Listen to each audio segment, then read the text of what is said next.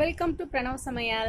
இன்னைக்கு உருளைக்கிழங்கு காரக்கறி பார்க்க போறோம். கடாய் சூடு பண்ணிட்டேன். ஆயில் ஊத்திக்கலாம். உருளைக்கிழங்கு காரக்கறிக்கு கொஞ்சம் ஆயில் எக்ஸ்ட்ராவே தேவைப்படும். ஒரு 4 ஸ்பூன் அளவுக்கு ஆயில் ஊத்திருக்கேன். ஆயில் நல்லா சூடாயிடுச்சு. கடுகு உளுத்தம் பருப்பையும் சீரகத்தையும் போட்டுக்கலாம். கடுகை நல்லா பொரிய வச்சுக்கலாம். கடுகு நல்லா வெடிக்க ஆரம்பிச்சிருச்சு. கருவேப்பிலை சேர்த்துக்கலாம். இப்போ ஆனியனை சேர்த்துக்கலாம். ஆனியன் வந்து நல்லா ப்ரௌனா ஆகணும். அந்த அளவுக்கு நம்ம நல்லா வதக்கிக்கலாம். தேவையான அளவு உப்பும் சேர்த்துக்கலாம். உப்பு சேர்த்துக்கிட்டாதான் ஆனியன் சீக்கிரமாவே வதங்கும். வெங்காயம் நல்லா வதங்கிருக்கு. இந்த ஸ்டேஜ்ல பூண்டை தோலை உரிக்காம இடிச்சு வச்சிருக்கேன், அதை சேர்த்துக்கிறேன். தக்காளியை சேர்த்துக்கலாம். பெருங்காயத்தூள் சேர்த்துக்கலாம்.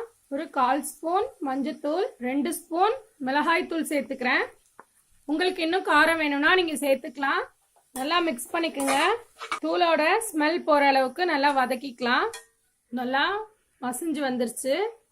இந்த ஸ்டேஜ்ல பட்டாணியை சேர்த்துக்கலாம்.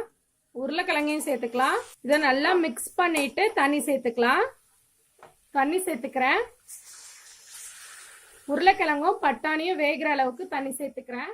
உப்பு காரம்லாம் செக் பண்ணிட்டு வேக வச்சுக்கலாம். நல்லா எண்ணெயெல்லாம் பிரிஞ்சு வந்திருக்கு.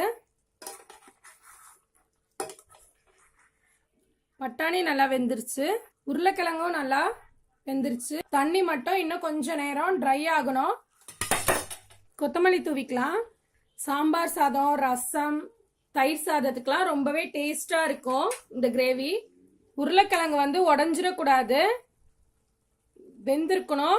ரொம்ப மசிஞ்சிருச்சுன்னா நல்லா இருக்காது. இந்த அளவுக்கு நல்லா ட்ரை ஆனோன்னு ஸ்டவ் ஆஃப் பண்ணிக்கலாம். நீங்களும் இந்த உருளைக்கிழங்கு காரக்கறியை ட்ரை பண்ணி பாருங்க. ட்ரை பண்ணி பார்த்துட்டு எனக்கு கமெண்ட்ல சொல்லுங்க. ரொம்பவே பாய்.